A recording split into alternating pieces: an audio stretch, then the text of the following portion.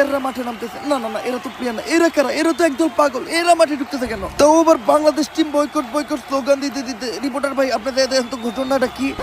Boycott boycott 63 জেলা boycott Bangladesh team boycott boycott. আরে ভাই তোমরা এগুলা কি করতেছো? তোমরা সবাই মিলে মাঠের মাঝখানে ঢুকতেছো কেন? খেলা বন্ধ। বাংলাদেশ ক্রিকেট টিম 63 জেলা থেকে বয়কট। 63 জেলার কোন জেলায় বাংলাদেশ টিম নিরাপত্তা পাবে না। কিন্তু বাংলাদেশ ক্রিকেট টিমের অপরাধটা কি? বাংলাদেশ টিমের ফ্যান ফলোয়ার আমার জাঙ্গিয়া চুরি করছে। কিন্তু ভাই আপনি তো কোনোদিন জাঙ্গা পড়তেনি না।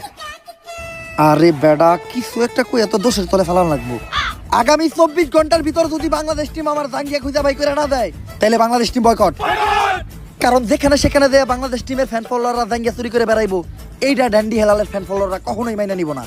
কিন্তু ভাই সামান্য একটা জাঙ্গিয়াই তো, এটা নিয়ে এত কাহিনী করে কি আছে? কাহিনী করার কি আছে মানে? ডেন্ডি হেলালের জাঙ্গিয়া ওইটা মিনিমাম 50,000 টাকা বেচতে পারতাম।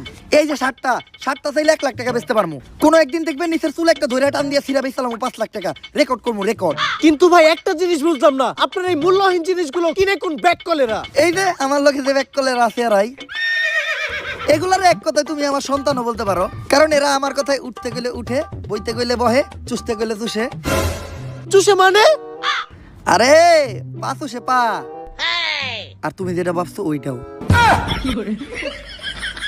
Boycott boycott. ওই এতদিন পরে পাইছি তোরে, তাড়াতাড়ি পাপ না হলো। আরে ডাক্তার সাহেব, আপনি হেলাল বাইরে কই নিয়ে যাইতেছেন? আরে ও তো মানসিক ভারসাম্যহীন পাগল। এতদিন ভাবনা পাগলা করে দিয়েছিল, পলে আইছে, তাই আবার ওরে দইরা পাগলা করতে নিয়ে যাইতে আইছি।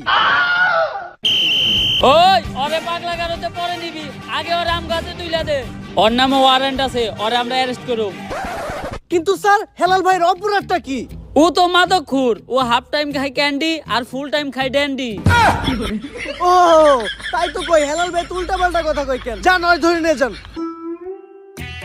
Boycott police.